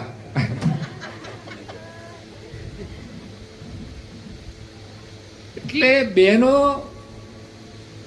બહાર નીકળે તો અચૂક અરીસામાં જુએ એ સેતો પૂરી ને જ નીકળે. ક્યારે એના લગ્ન થયા પછી એ સેતો પૂર્યા વગર બહાર ના નીકળે. એટલે ગૌરવ છે. એમ ધર્મ માર્ગની અંદર પણ આપણે ગુરુ કર્યા હોય અને આપણી એક પરંપરાઓ છે. આપણે ત્યાં જે તે ગુરુ હોય છે, જેની સાધના હોય છે એ પ્રમાણેની પરંપરા હોય છે. કારણ કે બધી સાધના બધા ના કરી શકે. આપણે જોઈએ છે બાળકો ભણે છે, કોલેજ કરવાની હોય તો અલગ અલગ યુનિવર્સિટી હોય. તો જે બાળક જે પ્રમાણે ટેલેન્ટ હોય એ પ્રમાણે એ યુનિવર્સિટીમાં એક એડમિશન લેતા હોય છે. એમાં આર્ટ્સ આવે, કોમર્સ આવે, સાયન્સ આવે, અલગ અલગ વિભાગ આવે. એમાં રુચિ પણ અલગ અલગ હોય છે. દરેકની રુચિ જુદી હોય એમ સ્ટડી પણ જુદું કરે. એવી જ રીતે સાધના માર્ગમાં પણ વર્ગ છે. કારણ કે બધા લોકો બધું નથી સમજી શકતા. કોઈ જ્ઞાન માર્ગમાં હોય, કોઈ ભક્તિ માર્ગમાં હોય, કોઈ સેવાના માર્ગમાં હોય, કોઈ કર્મ માર્ગમાં માનતા હોય. તો જે પ્રકારના ગુરુ એ જ્ઞાન આપતા હોય પ્રમાણે એના શરણમાં જતા હોય છે. એમ અહીંયા ગુરુના પ્રકાર છે. એમાં પરમ ગુરુ એ સમસ્ત વિશ્વના ગુરુ છે. એમણે બધા જ ગુરુઓનો આદર કર્યો છે, બધા ભક્તોનો આદર કર્યો છે, કે જેમણે જેમણે જે ગુરુ પાસેથી ભક્તિ કરી છે એમને ધન્યવાદ આપ્યા છે. કારણ કે ભક્તિ મહાન છે, એ ભવસાગરને તારવા વાળી છે, અને જે ભક્તિ રૂપી નાવમાં બેસીને સંસારની અંદર સલામત તો રહેશે જ. આ મોક્ષના માટેનો માર્ગ અલગ અલગ હોય છે. કરુણાસાગર બાપજી આપણને મોક્ષ પ્રદાન કરવા માટે આવ્યા છે. મોક્ષ એને કહેવાય કે આ વિશ્વનું સર્જન કરનાર જે સર્જનહાર છે એની જે પ્રાપ્તિ કરાવે એની મોક્ષ પ્રાપ્ત થાય છે. તો કરુણાસાગર આપણને વિશ્વના સર્જનહારની ઓળખ કરાવે છે, એનું જ્ઞાન આપે છે, એમની ભક્તિ કરાવે છે, અને ભક્તિ અનુસાર એની ગતિ પણ આપે છે. માલિકથી જુદો પડેલો જે અંશ છે આત્મા ચૈતન, એ માલિકની સાથે એકતા કરાવવાનું કામ એ કરુણાસાગર કરે છે. એ કરુણા એ જ કરે છે, એટલે એનું નામ કરુણાસાગર છે. એટલે અહીંયા મહાન તપસ્વી રઘુરામ મહારાજ નો આજે નિર્વાણ દિવસ છે. એકાદશીના દિવસે, જેઠ સુદ એકાદશી, જે નિર્જલા એકાદશી છે, 12 મહિનાની 24 એકાદશીઓની અંદર શ્રેષ્ઠ એકાદશી, કે જે એક એકાદશી કરે નિર્જળા અન્ન જળ છોડીને 24 કલાક સુધી, બીજા દિવસે સવારે પારણા થાય વિધિવત, તો એને આખા વર્ષની 24 અને જો અધિક માસ હોય તો 26 એકાદશીનું ફળ મળે છે. અને નિષ્ઠાપૂર્વક એકાદશી કરવામાં આવે તો એને ઘણું બધું પુણ્ય મળે છે. ગઈકાલની કથામાં જેમ આવ્યું હતું કે ભાઈ એકાદશી કરવાથી એને સ્વર્ગની પ્રાપ્તિ થઈ જાય, વૈકુંઠની પ્રાપ્તિ થઈ જાય. એકાદશીનું વ્રત અનેક મહાપુરુષોએ કર્યું છે, અને એનાથી એના ઈષ્ટદેવે મુશ્કેલીની અંદર એની રક્ષા કરી છે. એટલે રાજા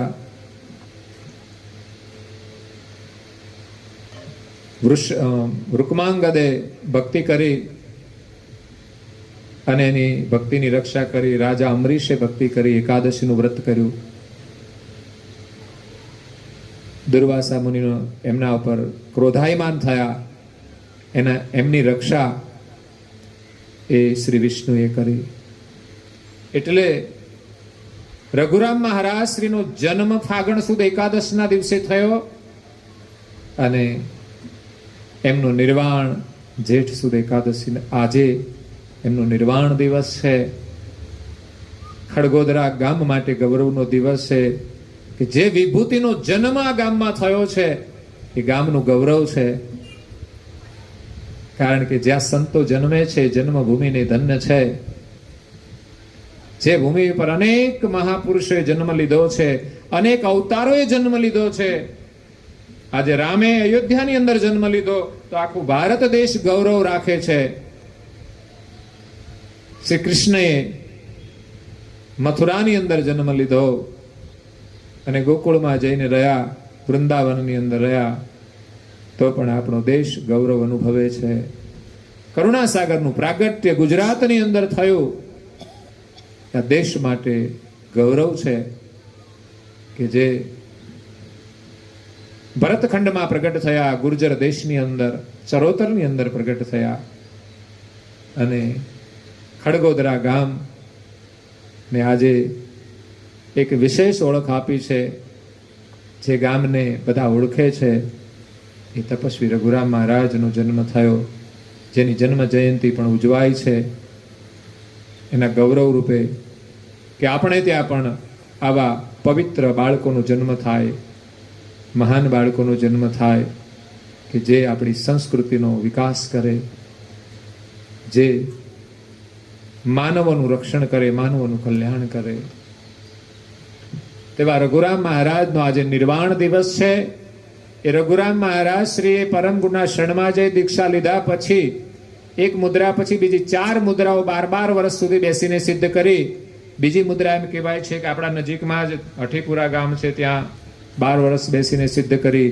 ત્રીજી મુદ્રા એમ કહેવાય છે કે નારદીપુર ગામ છે ઉત્તર ગુજરાતમાં, માણસા પાસે, ત્યાં એમણે 12 વર્ષ સુધી બેસીને મુદ્રા સિદ્ધ કરી.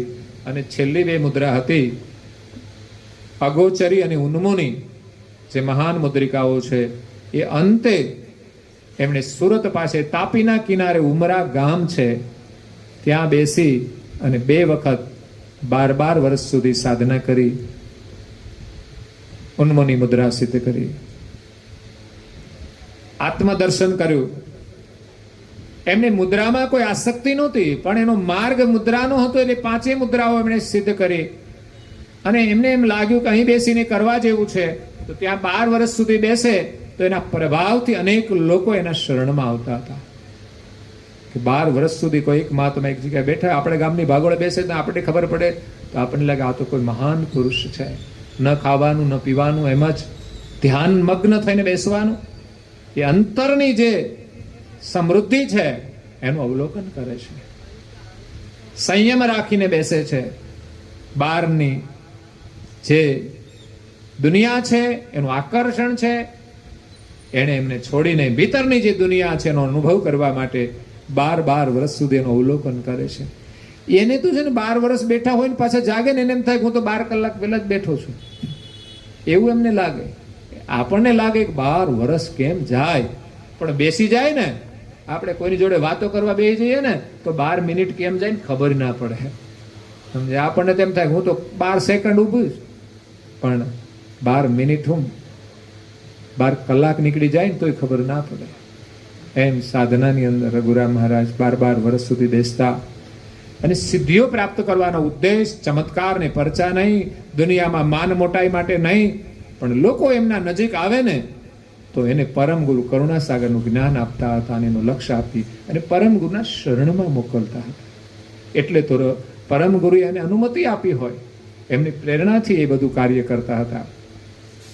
એટલે એવા તપસ્વી રઘુરામ મહારાજ છેલ્લે ઉમરામાં રહ્યા અને પોતાને શરીર છોડવાનો સમય આવ્યો. એને થયું કે જેઠ સુદ એકાદશીના દિવસે મારે આ શરીરને છોડી દેવાનું છે. એ જીવવો તો જીવી શકાય, પણ જીવા કેટલું? સંવંત 1825 એમનો જન્મ થયો અને સંવંત 1956 એમનું નિર્વાણ થયું. એટલે 131 વર્ષ એ સંપૂર્ણ નિરોગી જીવન જીવ્યા. એના શરીરમાં ક્યાંય નખમાં કે વાળમાંય રોગ નહોતો. એટલા એ સંયમી હતા, તપસ્વી હતા, એટલે એના શરીરમાં કોઈ રોગ નહોતો. સંપૂર્ણ સ્વસ્થ રીતે 131 વર્ષની ઉંમરે પણ એ યુવાન સ્થિતિમાં હતા. એવું નહોતું કે વાંકા વાંકા ચાલતા હતા. આપણને બધી અસર થાય, કારણ કે બેઠા હોઈએ જિંદગીભર વાંકા આપણે આમ કરીને તો પછી ચાલીએ ત્યારે વાંકા થઈ જઈએ, અને બેસે તો સીધા જ બેઠા હોય ટટ્ટા. એ સાવધાની છે, સ્ફૂર્તિ છે. જ્યારે આપણે થોડી વારમાં વાંકા વળી જઈએ. એટલે અંતકાળે એને ખબર હતી કે આ દિવસે મારે જવાનું છે, એટલી સિદ્ધિ એમની પાસે હતી. ત્યારે બધા લોકોને કહ્યું કે ભાઈ મારે જવાનો સમય થઈ ગયો છે, આ દિવસે હું જવાનો છું. બધાને સંદેશ આપી દીધો. ઘણા બધા ભક્તો રઘુરામ મહારાજને ઓળખતા હતા, એવા નજીકના વિસ્તારના બધા લોકો ત્યાં ઉમરા આવી જાય છે. એમ કહેવાય છે કે છેલ્લે જે ભક્તો સાથે હતા ને એમની સાથે એક ફોટો પણ છે. રઘુરામ મહારાજ બેઠા છે, બીજા ભક્તો બાજુમાં બેઠા છે. એ ભાગશાળી ભક્તો આજે પણ લોકો ફોટો પડાવતા હોય છે કે સ્મૃતિ રહે, જેમના દર્શનથી આપણને પ્રેરણા મળતી હોય, ભક્તિનું બળ મળતું હોય. એ ફોટાનું દર્શન આપણે ઘરે પણ રાખીએ છીએ. ફોટાઓ આજે પણ અહીંયા દર્શન માટે, એમના આશીર્વાદ માટે, કે આપણને સૌને એ નિર્વાણના આશીર્વાદ આપે. નિર્વાણ કોઈ સસ્તામાં નથી મળતું, પણ જેની આ દુનિયામાં કોઈ કિંમત નથી ને, સંસારને તમે આપી દો ને તો નિર્વાણ મળી જાય. ગુરુમાં આપણી નિષ્ઠા થઈ જાય ને તો નિર્વાણ મળી જાય. એટલે છેલ્લે એક પારસી બાબાએ એને ઘોડી આપી હતી, બહુ તોફાની હતી, કોઈને સવાર જ નહોતી થવા દેતી. ત્યારે પારસીને એમ થયું કે આ બાબાને આપણે દાનમાં આપી દઈએ, કારણ કે ફાટલી નોટ હોય ને લોકો દક્ષિણામાં આપી દે. એમાં કામની નહોતી ઘોડી, સવાર જ ના થવા દે તો શું કરવાનું? એટલે બાબાને કહ્યું કે અમે તમને એક ઘોડી ભેટમાં આપીએ છીએ કે કે તમારે ક્યાંક વિચરણ કરવામાં કામ લાગશે. આખી જિંદગી વીતી ગઈ વિચરણ કરવામાં. એક પાદુકા પહેરીને વિચરણ કરતા હતા, પણ છતાં એને પ્રેમથી આપી તો લઈ લીધી. તો એ ઘોડી તો આપી, એમણે ઘોડીના માથે હાથ મૂક્યો ને, ઘોડીનો સ્વભાવ બદલાઈ ગયો. આ આશીર્વાદ છે. જેના જીવનમાં સાધના હોય, સામર્થ્ય હોય, એના હાથ માથે મૂકે ને તો લાભ થાય, નહીં તો ના થાય. હો પાછું ગમે એના હાથ માથે ના મુકાવા. અને એ સ્વાભાવિક મૂકી દે તો આપણે કહીએ ને મૂકે એમ થોડું કામ થઈ જાય. એ તો સહેજા સહેજ એની કૃપા થઈ જાય, તમે એના સાનિધ્યમાં હો, એવો યોગ થઈ જાય ને માથે હાથ મૂકી દે. એમ રઘુરામ મહારાજે ઘોડી ઉપર હાથ મૂક્યો ને ઘોડી શાંત થઈ ગઈ. અને એ જ ક્ષણે રઘુરામ મહારાજ ઘોડી ઉપર સવાર થયા ને પારસી બાબા જોતા જ રહી ગયા. એને પણ શ્રદ્ધા થઈ ગઈ કે આ કોઈ મહાન તપસ્વી મહારાજ છે કે જેના સ્પર્શ માત્રથી, દ્રષ્ટિ માત્રથી પણ તોફાની ઘોડી પણ શાંત થઈ જાય. તો આપણું મન પણ એ તોફાની ઘોડી જેવું જ છે. કેટલા તોફાન કરે છે, કૂદાકૂદ કરે છે, ભગવાનનું નામ નથી લેતું. પણ જો કોઈ સંતના આશીર્વાદ મળી ગયા અને માથે હાથ પડી ગયો તો મન શાંત થઈ જશે ને તો પ્રભુના સ્મરણમાં લાગી જશે. એ અંત સમયે રઘુરામ મહારાજે કહ્યું કોઈને આવવું છે કૈવલધામમાં, કોઈ માણસો ના તૈયાર થયા. એને તેમ કે હજુ જીવવાનું છે. અત્યારે કોઈ એમ કે ચાલો, તો મારે તો કામ કેટલું છે. તમે એમ કહીને મંદિરે જવું છે તો ના ના ના, તો અમારે કામ બહુ છે જાજુ, તો કૈવલધામમાં કેવી રીતે જાય? એટલે કોઈ ના તૈયાર થયું. પછી એમને ઘોડી હતી ને, એમને કહ્યું ચાલ તારે કૈવલધામમાં આવવું છે. ત્યારે ઘોડી રઘુરામ મહારાજની પ્રેરણાથી એમ કહેવાય છે જ્યાં હાલ મંદિર, પરમ ગુરુનું મંદિર પહેલા બનાવ્યું, પછી રઘુરામ મહારાજ ગયા છે ત્યાં સ્થાપના કરીને કે આ સ્થાપના હશે ને તો આ સ્થાન રહેશે, નહીં તો રઘુરામ મહારાજ ચાલ્યા જાય ને પછી તો કોઈ રહે નહીં.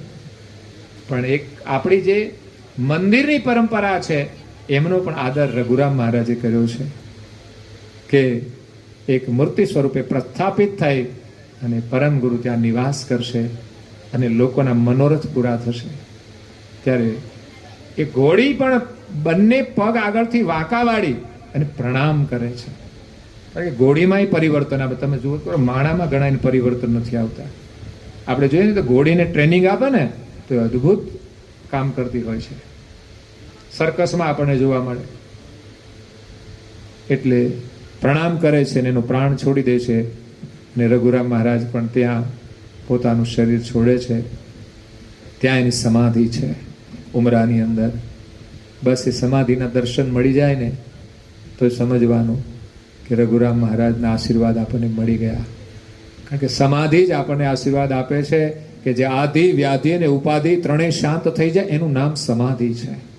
રઘુરામ મહારાજના જીવનમાં ત્રણેય વસ્તુની શાંતિ હતી. એને કોઈ આધિ નહીં, કોઈ વ્યાધિ નહીં, કોઈ ઉપાધિ નહીં. અને એણે જે સમાધિ પ્રાપ્ત કરી છે અને જીવતા જેણે સમાધિ પ્રાપ્ત કરી છે. બાકી મર્યા પછી ખાલી શરીરને સમાધિ આપવામાં આવે ને એ સાચી સમાધિ નથી. છતાંય જેમણે મહાન કાર્યો કર્યા છે એની સ્મૃતિ રૂપે એની સમાધિ બનાવવામાં આવે તો એના દર્શન લાભદાયી છે. પરંતુ જેમણે જીવતા જ શરીરનો ત્યાગ કરી અને સમાધિ પ્રાપ્ત કરી છે, જીવતા જ જેણે સમાધિ મેળવી લીધી છે, સમાધિ એકતા કરીને પ્રભુ સાથે એકતાર કરી લીધો છે, એની જ્યાં સમાધિ હોય ને એના દર્શન કરીને આપણને સમાધિ પ્રાપ્ત થાય, જીવનમાં શાંતિ મળી જાય છે. તો રઘુરામ મહારાજનો આજે નિર્વાણ દિવસ છે. આપણે પરમ ગુરુના શરણમાં અને તપસ્વી રઘુરામ મહારાજના શરણમાં પ્રાર્થના કરીએ છીએ કે અમને સમાધિના મંગલ આશીર્વાદ આપજો, કે આ જીવનના અંત સમયે અમને સમાધિ દશા પ્રાપ્ત થાય. કારણ કે કકળાટ છે ને મૃત્યુ વખતે જ હોય છે. ઓ બાપા, ઓ મારી, પીડા થાય ને ત્યારે. પણ શરીર છોડતી વખતે માત્ર ને માત્ર ભગવાનનું સ્મરણ થાય, એવી નિષ્ઠા થઈ જાય. ભક્તિ કરતા છૂટે મારા પ્રાણ, પ્રભુજી એવું માગું છું. સુંદર બધા ભજનો છે. સમય તો નથી આપણી પાસે, જો કે વાદળા છે એટલે થોડી રાહત થઈ છે. રઘુરામ મહારાજનું સ્મરણ કરીએ તો વાદળા થાય ને આપણને રાહત પણ થાય. અને એના નામ સ્મરણના વાદળો માથે હોય ને તો તાપ નથી લાગતો, કારણ કે સ્વયં તાપની અંદર તપ કરતા હતા, એને તાપ નથી લાગ્યો. હવે એનું આપણે સ્મરણ કરીએ તો આપણને પણ તાપમાંથી મુક્તિ મળી જાય. તો રઘુરામ મહારાજનું જન્મ સ્થળ ખડગોદરા છે, ભાગ્યશાળી છે બધા. એક ભજનમાં પણ એનું વર્ણન કર્યું છે, કોઈ બનાવ્યું છે ભજન. ધન્ય છે ખડગોદરા જન્મભૂમિ તપસ્વીની. સરસ એવું નાનકડું ભજન છે.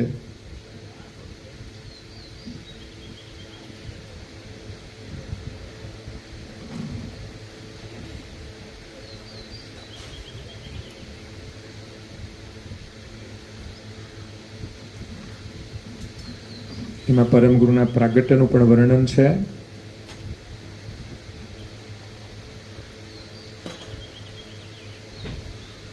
પાવન કીધું ઉમરાધામ, ધન્ય ખડગોદરા ગામ, જન્મ તપસ્વીનું પાવન કીધું ઉમરા ગામ. તેવા તપસ્વીને લાખો લાખો વંદન છે. આ પવિત્ર ભૂમિ છે કે જ્યાં એમની ચરણ રજ પડી છે. એમનું બાળપણ અહીંયા પડ્યું છે, એમની તપની ઉર્જા અહીંયા પડી છે. પછી પણ આવ્યા છે, પણ એક નવા સ્વરૂપે આવ્યા છે. રઘુરામ મહારાજનો અહીંયા જન્મ થયો ત્યારથી જ એમણે સાધના તો કરી છે, એટલે એમની ઉર્જા તો છે જ. પણ જ્યારે દીક્ષા લીધા પછી, ઘર છોડ્યા પછી, સંન્યાસ લીધા પછી જ્યારે આ ગામની અંદર આવ્યા છે ત્યારે એક નવા સ્વરૂપે આવ્યા છે, નવા નામ સાથે આવ્યા છે, નવી ઓળખ સાથે આવ્યા છે. છતાં પણ ગામ ભાગ્યશાળી છે કે દરેકના ઘરે તપસ્વીના દર્શન છે, પરમ ગુરુના દર્શન છે. ગામની અંદર નાનકડું મંદિર છે તો અવશ્ય દર્શને જજો. એનું સ્મરણ કરવાથી એમના આશીર્વાદ મળશે. અને પરમ ગુરુની જે આજ્ઞા છે જેટલી પાળી શકાય એટલી પાળવા પ્રયાસ કરજો.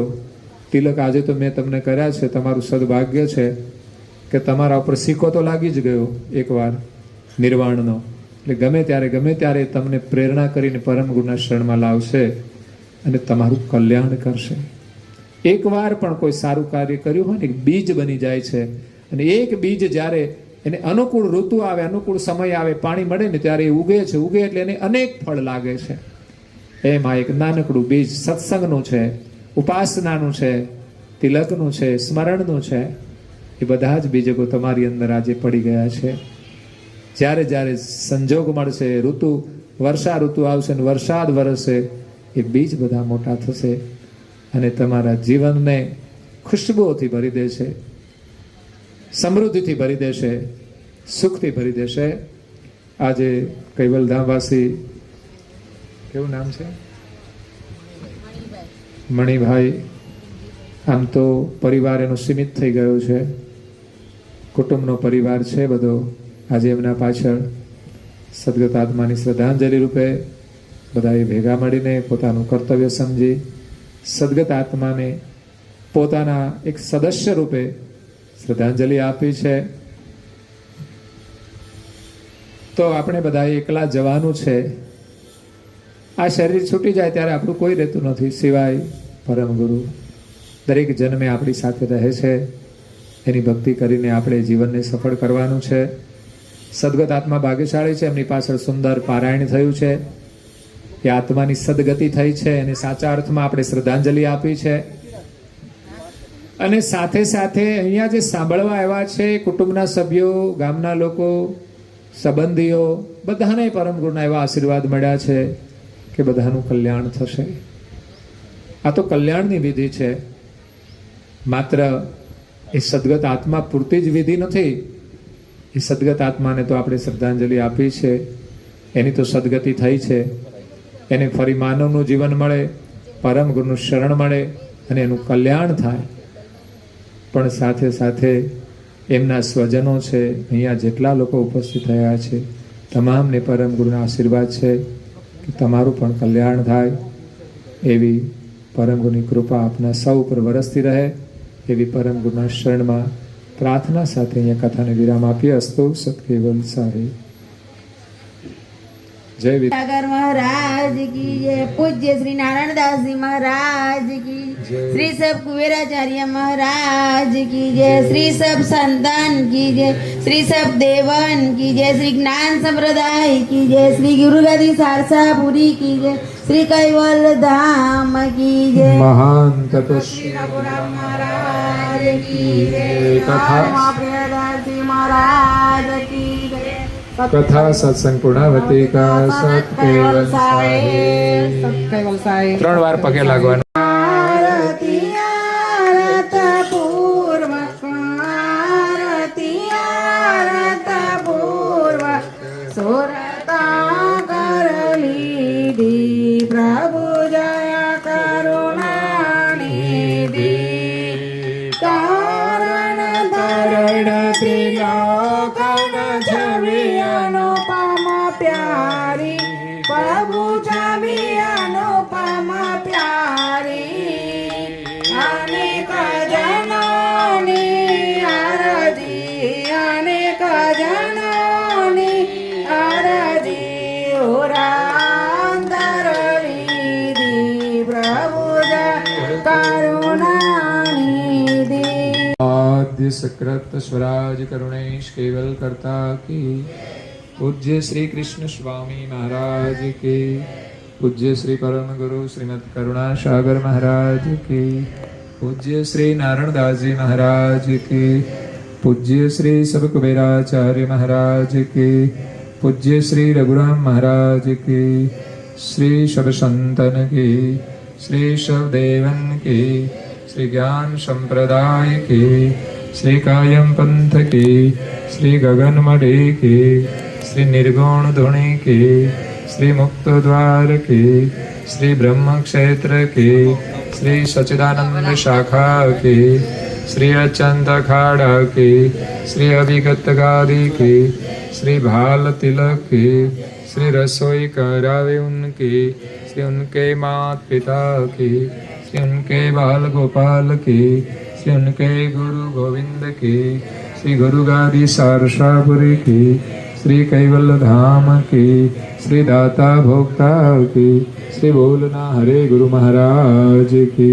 परम गुरु श्रीमद करुणा सागर महाराज की जय. भोजन थाल पुणावती का सत केवल साहे.